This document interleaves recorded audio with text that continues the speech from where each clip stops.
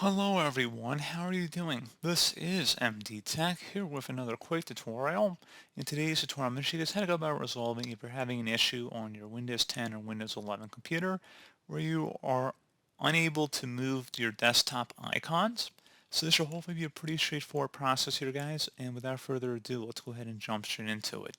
So all you have to do is just right click on a blank area of your desktop, select View, and you want to uncheck if it says auto arrange icons. So if that's currently check marked in there, you'd want to go ahead and uncheck that option. So go ahead and just left click on that. And then it should not be automatically arranged. And that should be about it.